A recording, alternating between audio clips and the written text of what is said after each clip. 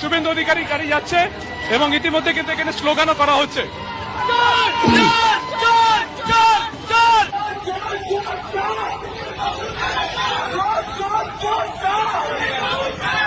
যেখানেই যাচ্ছে এই বিজেপির ভণ্ড নেতা শুভেন্দু অধিকারী, সেখানেই চোর চোর স্লোগানে মুখরিত। বিজেপির দালাল চ্যানেল। আপনি স্বাধীন সংবাদ মাধ্যম তো, আপনি স্বাধীন, আমিও স্বাধীন নাগরিক। আপনার সাংবাদিকতার কাজ আমার পছন্দ না, আমি প্রতিবাদ করলাম। আপনি বিজেপির দালাল চ্যানেল, আপনারা বিজেপির দালাল চ্যানেল। লাস্ট ওয়ার্ড বলে গেলাম, একটা পুলিশের গায়ে যদি হাত পড়ে, এই সরকার তার আইন প্রয়োগ করে যতদূর যেতে হয় হবে। শুধু অ্যারেস্ট নয়, কনভিকশন করানো পর্যন্ত ক্লোজ মনিটরিং করার দায়িত্ব আমাদের। আর পুলিশ আমার কথা মিলিয়ে নেবেন, বিজেপিকে শেষ করার জন্য শুভেন্দু অধিকারী একাই দায়ী থাকবে, আর এই কথাটা বলবে বিজেপির প্রত্যেকটা নেতারা, শুধু সময়ের অপেক্ষা।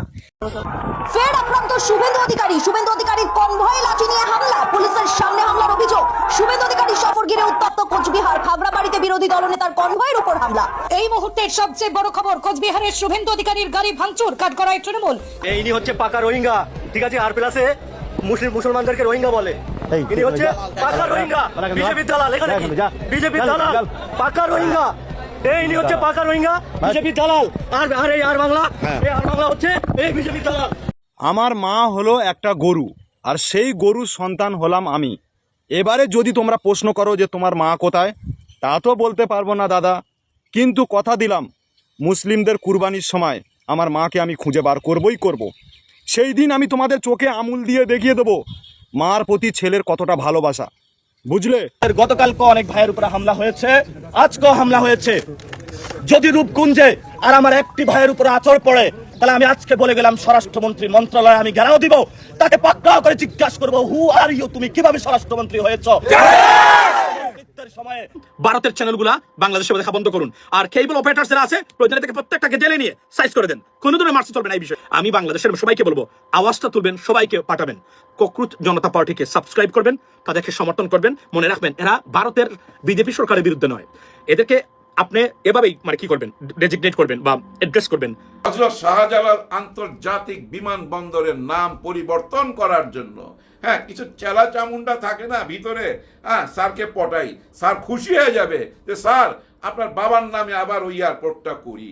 ওরকম ফাইলপত্র নিয়ে আসছিল, উনি নাকচ কইরা দিছে যে না না না, এগুলো আমি মানি না। আসসালামু আলাইকুম রহমতুল্লাহ। শুভেন্দু অধিকারী রাস্তায় যেখানে যাচ্ছে, যেখানেই বের হচ্ছে, সেখানেই চোর চোর বলে স্লোগান দিচ্ছে। গাড়ি দিয়ে যাচ্ছে, হেঁটে যাচ্ছে, যে কোনো ভাবে রাস্তায় বের হলেই, পাবলিক প্লেসে বের হলেই চোর চোর বলে স্লোগান দিচ্ছে। আজীব ব্যাপার। কেবলমাত্র কয়েকদিন পূর্বে, এই তো কয়েকদিন পূর্বে ক্ষমতায় আসছে, এই কয়েকদিনের মাথায় এখনই এই মুখ্যমন্ত্রীকে চোর চোর স্লোগান দিচ্ছে। দর্শক, কাদের সাথে যেন মিল পড়ে যায়? আমাদের বাংলাদেশের সাথে মিল পড়ে যায়। শুভেন্দু অধিকারীর উচিত আমাদের বাংলাদেশে যাদেরকে ভুয়া ভুয়া স্লোগান দেওয়া হয়েছিল, তারা একে অপরে মুসাফা করা, মোয়ানাকা করা, দেশ সাক্ষাৎ করা, একটু চা নাস্তা খাওয়া। কেননা বাংলাদেশে 3 থেকে 4 মাসের মাথায় এই সমস্ত মন্ত্রীদেরকেও কিন্তু ভুয়া ভুয়া স্লোগান শুনতে হয়েছে। স্বরাষ্ট্রমন্ত্রী, আইনমন্ত্রী, ভিপি নূর বা আরো বেশ কিছু মন্ত্রী, এরা রাস্তায় বের হলেই, পাবলিক প্লেসে বের হলেই ভুয়া ভুয়া স্লোগান দেয়। এই অপমান, এই লাঞ্ছনা, লাঞ্ছিত, এই কষ্ট, দুঃখ তারা কোথায় রাখবে যে 3 থেকে 4 মাসের মাথায় এদেরকে ভুয়া ভুয়া স্লোগান শুনতে হয়েছে? এর চাইতে অপমানজনক বিষয় আর কি হতে পারে দর্শক? তবে তারা যে এই ভুয়া ভুয়া স্লোগান শুনেছে বা তাদেরকে যে এই স্লোগানটা দেওয়া হয়েছে, তারা এটা প্রাপ্য। যদিও ক্ষমতার বয়স কেবলমাত্র 3 থেকে 4 মাস, অল্প সময়, কিন্তু এই 3-4 মাসে তারা যে কাজগুলো করেছে, তারা এটা প্রাপ্য। বরঞ্চ এর চেয়ে আরো বেশি কিছু শোনার উপযোগী ছিল। তা তো আর বলে না, শুধু ভুয়া ভয় বলেছে। দর্শক, তারেক রহমানের ব্যাপারে অনেকে বলতে পারেন, তারেক রহমানের কি দোষ, বা তারেক রহমানকেও কি ভুয়া ভুয়া স্লোগান শোনার উপযুক্ত, নাকি তিনি একজন ভালো মানুষ? আমি ব্যক্তিগতভাবে বলি, তারেক রহমান উনি একজন ভালো মানুষ, উনি একজন সৎ মানুষ। ওনার পিতামাতা ছিলেন একজন সৎ মানুষ, তার সন্তান উনিও সৎ, কিন্তু তাকে সৎ থাকতে দিচ্ছে না তার আশেপাশের লোকজন।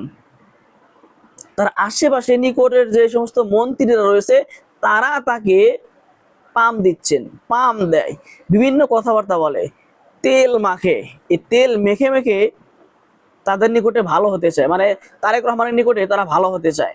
কিন্তু তারেক রহমান যদি তাদের এই পাম্পে ফুলে যায়, এই পাম্পটা গ্রহণ করে, এই তেল মাখাটা গ্রহণ করে এবং তাদের কথা মতোই দেশ পরিচালনা করতে চায়, তাহলে এটা তারেক রহমানের বিশাল বড় ভুল হবে। ওনার যোগ্যতায়, তারেক রহমানের যোগ্যতায় বা তার বাবা মা কিভাবে দেশ পরিচালনা করছেন সেইটা থেকে যদি শিক্ষা নিয়ে দেশ পরিচালনা করেন, অবশ্যই তিনি প্রশংসার ভাগিদার হবেন।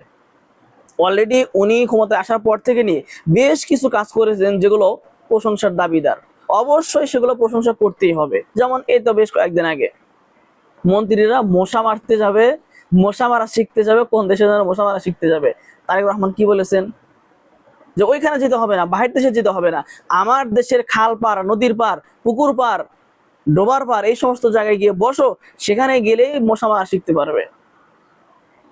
দর্শক, এছাড়াও আরো অনেকগুলো কাজ আছে যেগুলো তারেক রহমান অবশ্যই প্রশংসার ভাগিদার হয়েছেন। কিন্তু সমস্যা একটা জায়গাতে, তাকে তার আশেপাশের লোকজন শুধু কান পরা দিচ্ছে, পাম দিচ্ছে, যেমনটা হয়েছিল বিগত সরকারের আমলে। অর্থাৎ শেখ হাসিনাকেও এভাবে তার মন্ত্রীরা এমন ভাবে তাকে ঘিরে রেখেছিল যে দেশের ভিতরকার অবস্থা তাকে জানতেই দেওয়া হয়নি।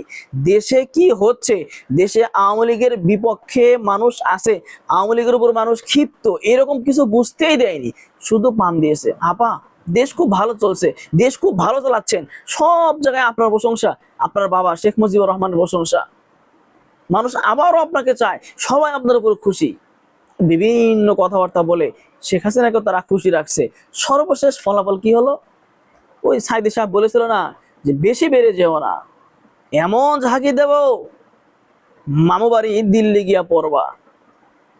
বিষয়টা কিন্তু আসলেই বাস্তবায়ন হয়ে গিয়েছে। তো বর্তমান তারেক রহমান, বর্তমান সরকার যদি সেই রাস্তায় হাঁটে, সেই স্বৈরাচারের পথে হাঁটে, তার ইচ্ছায় হাঁটুক আর অন্যজনের চাপে পড়ে হাঁটুক আর ইন্ডিয়ার চাপে পড়ে হাঁটুক, যে কোনো ভাবে যদি স্বৈরাচারের পথে হাঁটে, তাহলে এই স্বৈরাচারেরও একই অবস্থা হবে, ভিন্ন কোনো অবস্থা দেখছি না।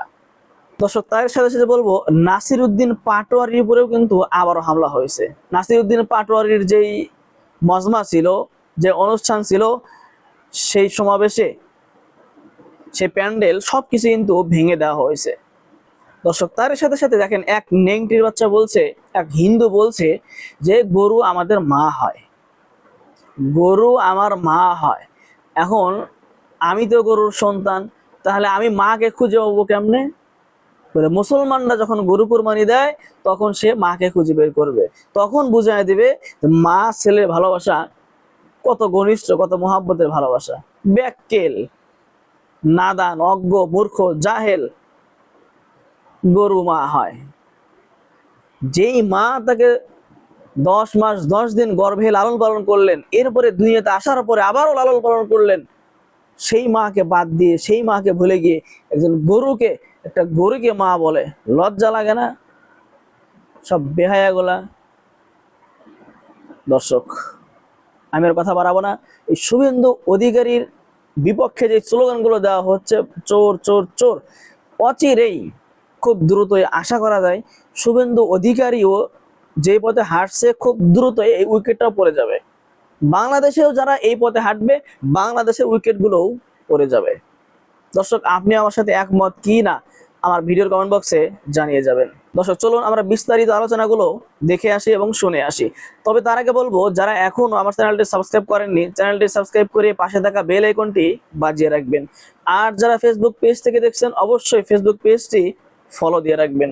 দর্শক, ভিডিওতে একটি লাইক দিয়ে আমরা ধারাবাহিকভাবে ভিডিওর মূল বিস্তারিত আলোচনাগুলো দেখে আসি। পাগলের পাগলামি দেখুন, যেখানে যাচ্ছে সেখানে অশান্তি করছে। এতদিন নন্দীগ্রামটাকে জ্বালিয়ে খেয়েছে, এবার চলে গেছে ভবানীপুরে। এইবারে ভবানীপুরের মানুষ ওই বেটাকে বুঝিয়ে দেবে ভবানীপুরের মানুষ আসলে কি।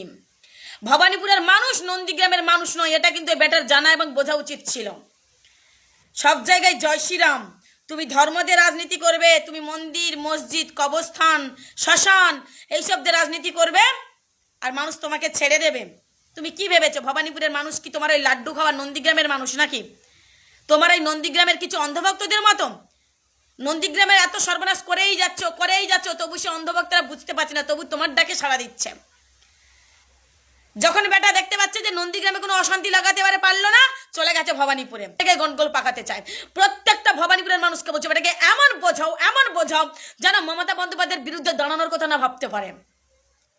উনি কি ভেবেছে যে আমি 2021 সালে নন্দীগ্রামে জিতেছিলাম চুরি করে বলে কি আমি ভবানীপুরেও জিতবো নাকি? নন্দীগ্রামে তো হেরে গেছে, নন্দীগ্রামে 15 থেকে 20,000 ভোটে হারছে ভাই, সোজা কথা। এবার বাকি রয়েছে ভবানীপুরে। ওকে এমন শিক্ষা দাও ভবানীপুরের মানুষ গণতান্ত্রিক ভাবে যেন দ্বিতীয়বার মমতা বন্দ্যোপাধ্যায়কে অপমান করার আগে নিজের মায়ের কথা যেন মনে পড়ে ওনার। সব জায়গায় অশান্তি পাকাচ্ছে, এই একটাই মানুষ বাংলাটাকে জ্বালিয়ে খাচ্ছে। প্রত্যেকটা নাগরিকের উচিত এনার জীবন থেকে রাজনীতিটাকে কেড়ে নেওয়া। সব জায়গায় অশান্তি, ভবানীপুরে যেতে যেতে জয় শ্রীরাম স্লোগান দিচ্ছে। আমাদের এই পাহাড়ি এলাকা ভালো নাই, আর ভালো নাই বুঝবেন কিভাবে জানেন? এই যে দেখেন বিএনপি সরকারের সর্বোচ্চ ভোট পাইছিল দীপেন দেওয়ান, উনি কোথাকার? ওই পাহাড়ি এলাকার, পাহাড়ি অঞ্চলের। উনি কেন হঠাৎ করে পদত্যাগ করলো? নাকি ওনাকে চাপ দিয়ে পদত্যাগ করানো হইলো? আমার তো কেন জানি মনে হয় উনি ভয় পাইছে। হ্যাঁ, পাহাড়ি অঞ্চল যেভাবে অস্থির হয়ে উঠছে, উনি নিজে তো দেখছেন না, ওইখানে উনি থাকে, ওইখানকার উনি বাসিন্দা, ভিতরের খবরটা তো জানে। জঙ্গলের ভিতরের প্রত্যেকটা গাছের খবর ওনার কাছে আছে, কোথায় কি হচ্ছে না হচ্ছে। আমাদের এই পাহাড়ি অঞ্চল অনেক আগে থেকেই অস্থির, এখনো অস্থির। ইদানিং আমার মনে হয় আরো অস্থিরতা বাড়ছে, না হলে উনি কেন পদত্যাগ করবে? উনি তো এই দলের সাথে জড়িত 2005 কি 6 সাল থেকে। উনি এক সময় বিচারক ছিলেন, ওইখান থেকে পদত্যাগ কইরা উনি বেগম খালেদা জিয়ার ডাকে এই বিএনপিতে যোগ দেয়। এই যে এই মুহূর্তে আইসা হঠাৎ কইরা ওনার পদত্যাগটা, এটা বিএনপির জন্য একটা খারাপ বার্তা না? কিন্তু না, আমার যেটা মনে হয়, আমার ব্যক্তিগত ধারণা, কোনো চাপের মুখে এই পদত্যাগটা উনি করছে। অনেকে বলার চেষ্টা করতেছে উনি ভদ্রলোক মানুষ, উনি ওই চাপটা নিতে চান নাই, ভিতরের মধ্যে ক্রন্দল আছে, ওই ক্রন্দলের কারণে উনি পদত্যাগ করছে। আমি মনে করি সেটা না। আমি মনে করি জঙ্গলের যে অস্থিরতা বাড়তেছে, পাহাড়ে যে অস্থিরতা বাড়তেছে, সেটার ভয়ে উনি পদত্যাগ করছে। এটা আমি ধৈর্য নেবো, কারণ এইভাবে হঠাৎ পদত্যাগ করাটা তো বিএনপির জন্য একটা শুভ বার্তা না। অনেকেই বলার চেষ্টা করতেছে উনি আগেই বুঝা ফেলাইছে বিএনপি টিকবে না, যার জন্য পদত্যাগ করছে। আমার মনে হয় এটা ভুল ধারণা। এই যে অনেকে আপনারা বলেন না 3 মাস টিকবে না, 6 মাস টিকবে না, এগুলা বইলা লাভ নাই। হ্যাঁ, এগুলা বইলা লাভ নাই, ওই পর্যায়ে এখনো যায় নাই। তো বর্তমান সরকার দেখেন ঠিক পথেই আছে। কেন বলতেছি ঠিক পথেই আছে? দেখেন প্রধানমন্ত্রী সুন্দর সুন্দর কিছু সিদ্ধান্ত নিতেছে। এর মধ্যে আপনারা জাইনা গেছেন হযরত শাহজালাল আন্তর্জাতিক বিমানবন্দরের নাম পরিবর্তন করার জন্য। হ্যাঁ, কিছু চেলা চামুন্ডা থাকে না ভিতরে, হ্যাঁ, স্যারকে পটাই, স্যার খুশি হয়ে যাবে যে স্যার আপনার বাবার নামে আবার ওই এয়ারপোর্টটা করি। ওরকম ফাইলপত্র নিয়ে আসছিল, উনি নাকচ কইরা দিছে যে না না না, এগুলো আমি মানি না। এই ধরনের নাম পরিবর্তন, সাইনবোর্ড পরিবর্তনে আমি বিশ্বাস করি না। এই নাম পরিবর্তন করতে গেলে 20,000 কোটি টাকা লাগবে। হ্যাঁ ভাই, আন্তর্জাতিক বিমানবন্দরের একটা নাম পরিবর্তন করবেন, পৃথিবীর সব জায়গায় এটা জানাইতে হবে, তার মানে 20,000 কোটি টাকা চলে যাবে। এই টাকা কার? জনগণের টাকা, জনগণের ট্যাক্সের টাকা। উনি এটা মাথায় রাখছে। এরা কারা এইসব ফাইলপত্র নিয়ে আসে? এই আমলারা। আমলাদের ভিতর থেকে কেউ কেউ বুঝছেন ওই যে স্যারকে খুশি করতে হবে এই ধরনের প্রস্তাব নিয়ে আসে। এর আগে একটা ঢাকার আশেপাশে কোথায় যেন একটা শিল্প প্রতিষ্ঠান ছিল, ওইটা অন্য একটা নামে ছিল, ওইটার জন্য প্রস্তাব নিয়ে আসছে যে এটা বেগম খালেদা জিয়ার নামে হবে। উনি ওইটাও নাকচ কইরা দিছে। এই জিনিসগুলা ভাই ভালো লাগছে আমার কাছে। আর সবচেয়ে বেশি ভালো লাগছিল কোন দিন জানেন? জয়ের পরে ওই যে আনন্দ মিছিল করতে চাইছিল বিএনপি থেকে, ওইটা উনি বাতিল কইরা দিছে। ওইটা বাতিল কইরা কতটা যে ভালো কাজ করছে এটা আপনারা নিশ্চয়ই অনুধাবন করতে পারছেন। কারণ কি জানেন? এই বিজয় মিছিল থেকে যাইতে যাইতে মানুষের বাড়ি ঘর দোকানপাট ভাঙতে ভাঙতে যাইতো। তো হ্যাঁ, যাদের আওয়ামী লীগের দোকানপাট আছে, বাড়ি ঘর আছে, এগুলা ভাঙতে ভাঙতে যাইতো। হয়তোবা জামাতে ইসলামের বাড়ি ঘরও আক্রমণ করতো, কারণ তারা নির্বাচনে ফেল করছে, এমনিতে তাদের দেখতে পারে না। এই বিজয় মিছিল থেকে সেটা হইতে পারতো, ওইটা বুঝতে পারেই কিন্তু উনি বাতিল করছে। এর মধ্যে আপনারা দেখছেন একটা পপুলার সিদ্ধান্ত উনি নিছিল, সেটা কি? এই ডোবার পাশে যায় দাঁড়ায় থাকো, কিভাবে মশা মারতে হয়। ওই ডোবার পাশে 3-4 ঘন্টা বসে থাকলেই শিখতে পারবা কিভাবে মশা মারতে হয়, ওই ফ্লোরিডা যাওয়ার দরকার নাই। এটাও কিন্তু একটা পপুলার সিদ্ধান্ত ছিল। এত প্রশংসা কেন করতেছি? এই জন্য করতেছি, এই পর্যন্ত আমি উনার মধ্যে না ওই অহংকারটা দেখি নাই, এখনো ওইটা ফুইটা উঠে নাই। অহংকার মানুষকে ধ্বংসের মুখে ঠেলা দেয়। হ্যাঁ ভাই, অহংকারী মানুষের পতন তো হয়, এটা খনার বচন না, শুধু প্রত্যেকটা ধর্মেই লেখা আছে অহংকার করতে নিষেধ করছে। ওইটা বোধহয় ওনার মাথায় আছে, যার জন্য এইসব সিদ্ধান্ত নিছে। এগুলাকেই বলা হয় পপুলার সিদ্ধান্ত। উনি কিন্তু সংসদের দ্বারা একটা কথা বলছিল নিজের চেয়ার দেখায়া, যে এই চেয়ারে বসা রাইট সিদ্ধান্ত নেওয়া খুবই কঠিন আর পপুলার সিদ্ধান্ত নেওয়া খুবই ইজি। উনার এসব কি সব পপুলার সিদ্ধান্ত? উনার এগুলাকে কি শুধু পপুলার সিদ্ধান্তই বলবেন, রাইট সিদ্ধান্ত বলবেন না? আমি তো ব্যক্তিগতভাবে রাইট সিদ্ধান্ত বলবো। এই যে দীপেন দেওয়ান সাহেব চইলা গেল, এখানে কি থাইমা গেল? না, আরো অনেক রাইট সিদ্ধান্ত আছে। ভিতরে ভিতরে অনেকের কাঁপুনি আরম্ভ হয়ে গেছে তো ভাই। হ্যাঁ, ওই যে প্রবাসী মন্ত্রী আমাদের ভিপি নুর সাহেব, আমি যদ্দূর শুনছি আশেপাশে থেকে, তার দিকেও টার্গেট করা হয়েছে। তারও অনেক আমলনামা আমাদের প্রধানমন্ত্রীর হাতে চলে আসছে, অলরেডি চলে আসছে। এরকম আরো অনেক বাঘা বাঘা যারা মন্ত্রী, যেমন এই যে যোগাযোগ মন্ত্রী রবিউল ইসলাম রবি, ওনারও নাকি আমলনামা প্রধানমন্ত্রীর হাতে চলে আসছে। উনি যে বিপদে ফালাইছিল প্রথম দিনই সরকারকে, ওই যে সমঝোতার কথা বইলা লজ্জায় ফালাই দিছিল তো। হ্যাঁ, সবাইকে লজ্জায় ফালাই দিছিল বিএনপির, সেটাও কিন্তু নোট হয়ে গেছে প্রধানমন্ত্রীর নোট বইতে। হ্যাঁ, ওগুলা সবই সামনে আসবে। শোনা যাচ্ছে আগামী 2-1 মাসের মধ্যেই অনেক রদ বদল হবে, সবারই আমলনামা ওনার হাতে। উনি একটা পরীক্ষামূলক মন্ত্রিসভা গঠন করছিল, এই মন্ত্রিসভার মধ্যে অনেক রদ বদল আসবে। আসা উচিত, যদি কারো আমলনামার মধ্যে কোনো অপরাধ লেখা হয়, টাকা পয়সা আত্মসাদের কথা লেখা হয়ে থাকে, আর ওগুলা যদি ওনার নজরে আসে, তাহলে তো ভাই ওনাদেরকে ওইখানে রাখা উচিত হবে না। আমার যতটুকু মনে হয় বিএনপির বড় বড় নেতা থেকে আরম্ভ করে এমপি মন্ত্রী সবাই আমলনামা ওনার কাছে চলে আসবে। সবাই পিছনেই গোয়েন্দা কাজ করতেছে, সবাই সাবধান হয়ে যান, ফাঁদে পাড়া দিয়েন না। হ্যাঁ, ফাঁদে পাড়া দিয়েন না। এইসব কথাগুলো যে বলতেছি, এত প্রশংসা করতেছি, আপনাদের অনেকের মনে হইতে পারে হঠাৎ কেন এই কথাগুলো বলতেছি। ভাই, যাই না শুনেই বলতেছি, ভিতরের কিছু খবর কানে আসতেছে চারিদিক থেকে, আপনারা ফলো করলে দেখতে পাবেন একটা পরিবর্তন আসতে যাচ্ছে। যদি ভাই ভালো কিছু হয় তাহলে কেন ভালো বলবো না? এই যে দেখেন ভাই, খলিলুর রহমান সাহেব জাতিসংঘের পরিষদের সভাপতি হয়ে গেল। উনি যদি ভাই জামাত ইসলাম থেকে হয়তো আমরা লাফাইতাম না, আমরা ক্রেডিটটা নিতাম না যে জামাত ইসলাম থেকে একজন জাতিসংঘের সাধারণ পরিষদের সভাপতি হয়ে গেছে, চিল্লাইতাম তো। এখন চিল্লাইলে অসুবিধা কি? এখন থ্যাঙ্কস জানাইলে অসুবিধা কি? উনি বিএনপির বইলা জানাবো না? আমি তো জানাবো, কারণ ওনাকে আনছিল ডক্টর ইউনূস স্যার। হ্যাঁ, ডক্টর ইউনূস স্যার আনছিল, ওনার প্রতিরক্ষা উপদেষ্টা বানাইছিল। এখান থেকে যাই তো উনি বিএনপির পররাষ্ট্রমন্ত্রী হয়েছে। তার মানে উনি তো ভাই ওই ডক্টর ইউনূসেরই লোক, যার জন্য আমার পছন্দ। অনেক সময় বলি না ডক্টর ইউনূস স্যারের ডাইনাত, এই ডাইনাতের পাওয়ার আছে ভাই, পাওয়ার আছে।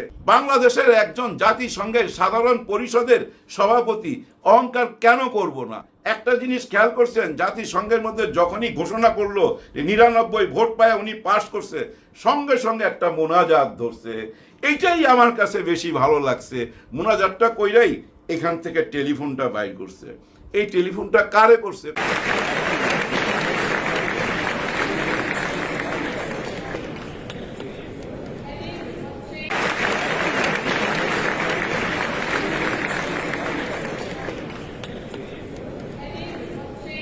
এই টেলিফোনটা কারে করছে? কনফার্ম থাকেন ডক্টর ইউনূস স্যার এই টেলিফোনটা করছে। আজকে উনার এই জায়গায় আসার পিছনে ডক্টর ইউনূস স্যারের দোয়া তো ছিলই। হ্যাঁ, দোয়া ছিল, হাত ছিল, সব কিছু ছিল। বাংলাদেশের মাথায় তো উঁচু হইলো ভাই, তাই না? ওই যে উঁচু মাথা, হ্যাঁ, উঁচু মাথা নিয়ে বাংলাদেশে ইন করতে চাইছিল শেখ হাসিনা। হ্যাঁ, মাথা উঁচু কইরা আমি এই বাংলাদেশে ইন করব, আর ওনাকে 2 কোটি মানুষ রিসিভ করবে। হ্যাঁ হ্যাঁ, উনি যেদিন আসবে সেদিন কেমন হইব চিন্তা করেন তো একবার। আমাদের মাননীয় প্রধানমন্ত্রী যেদিন আইছিল সেদিন দেখছেন না পুলিশ আর্মি কিভাবে গাড়ির সঙ্গে দৌড়াইছিল, ওই যে বাসটার সঙ্গে দৌড়াইতেছিল। আমার তো মনে হয় পুরা ক্যান্টনমেন্ট ওনার পাশে পাশে দৌড়াইতে হবে, কারণ ওনাদের দলের 2 কোটি মানুষকেই তো সামাল দেওয়া অনেক কষ্টের ব্যাপার। ওইভাবেই তো উনি মাথা উঁচু কইরা আসতে চায়। আসলে কি আসতে পারবে? আপনাদের কি মনে হয় ভাই, সত্যি কি আসতে পারবে? আসতে পারতো যদি উনি লজ্জাহীন রাজনীতিটা বাদ দিত। উনি যে রাজনীতিটা করে, এই রাজনীতির মধ্যে আমি লজ্জা ছাড়া আর কিচ্ছু খুঁজা পাই না। এরে মার, এরে ধর, এর নাম লেখ, ওর নাম নোট করে রাখ, আমি আসতেছি, আসলেই ঝুলাই দুমু, এই কথাগুলা এখন বলতেছে না। যখন উনি প্রধানমন্ত্রী ছিল তখনও বলতো। এই যে দেখেন, আমি একটু প্রমাণ দেই, এগুলো শুনছেন আপনারা।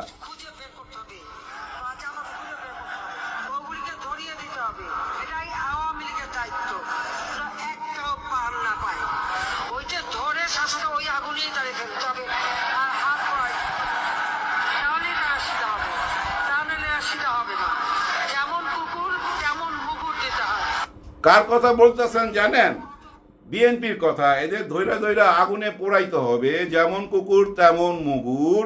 ক্ষমতায় থাকাকালীন একজন প্রধানমন্ত্রী বলতেছে, আর ওইখানে হাজার হাজার মানুষ বসে রয়েছে। কারা তারা?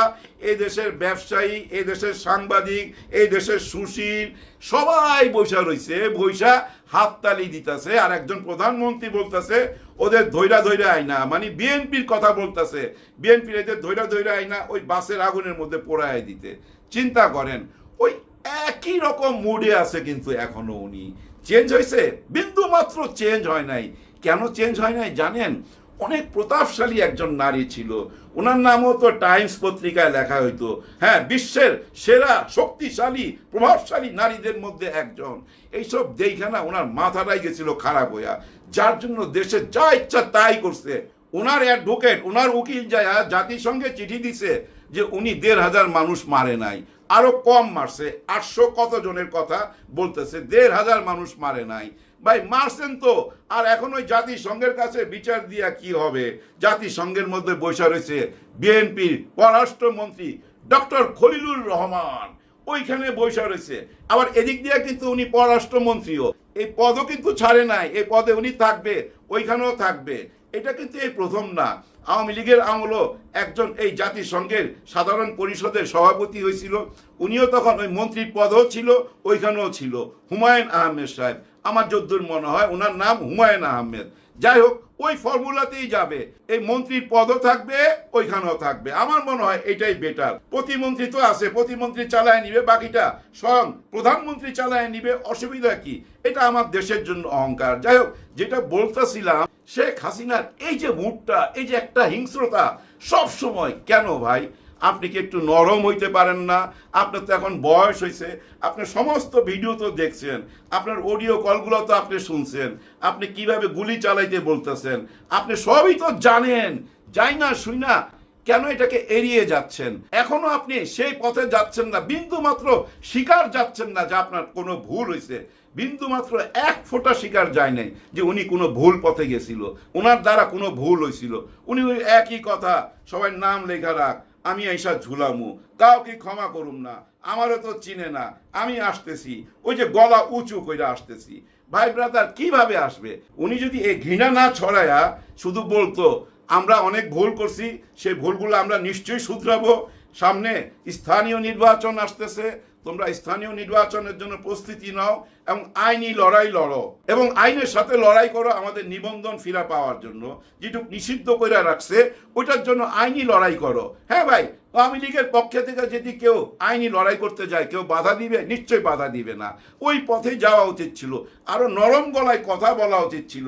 উনি যেভাবে ঘৃণা ছড়ায়, যেভাবে বলে মার ধর, ধৈরা আন, পোড়ায় ফেলামু, মাইরা ফেলামু, এগুলা কারা বলে ভাই? এগুলো তো বলে ওই যে ইটালির যারা মাফিয়া গ্যাংস্টার থাকে না, তারা এই ধরনের কথা বলে।